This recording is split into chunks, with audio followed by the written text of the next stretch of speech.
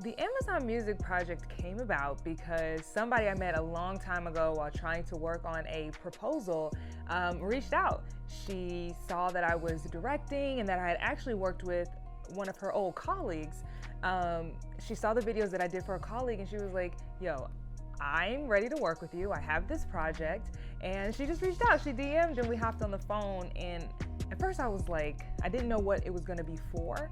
And when she told me for Amazon Music, I was like, oh my gosh, yes, absolutely, whatever you need me to do.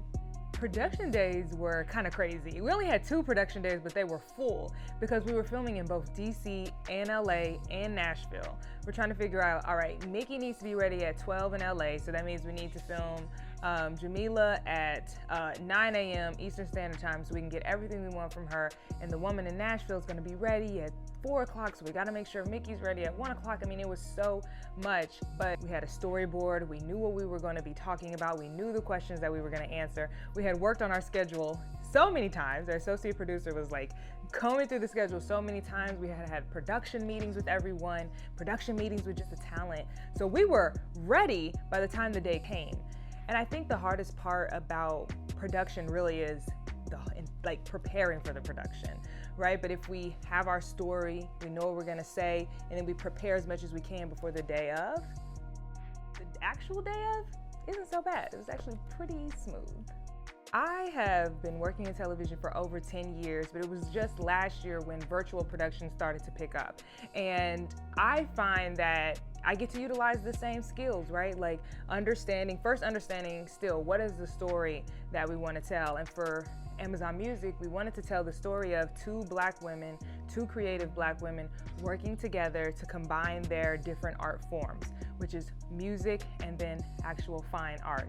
And so we wanted to document what it looked like for them to work together on a piece of art. And being able to use my years of like being organized, trying to figure out, all right, here's the story we want to tell, now how do we break that down into a schedule, helped us out tremendously. We're not running over the time we said we would, and we didn't. I think we actually finished early. So I would say my years of experience were tremendously helpful.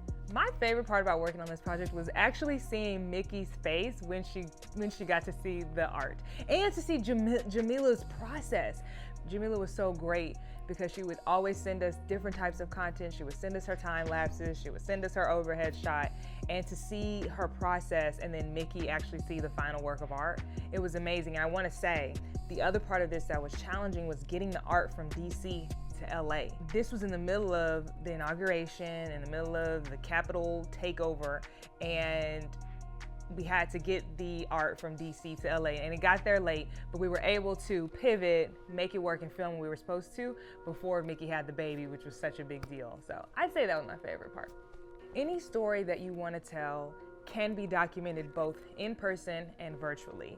And if you're interested in telling your story and you're like, girl, I don't know, like COVID, I don't know if I'm trying to do this in person, reach out because we have done this. We have created productions. You can see it on our website, thirdandwonderproductions.com, that have been filmed all virtually, and it will still fly, okay? We did it for Amazon Music. We can do it for you.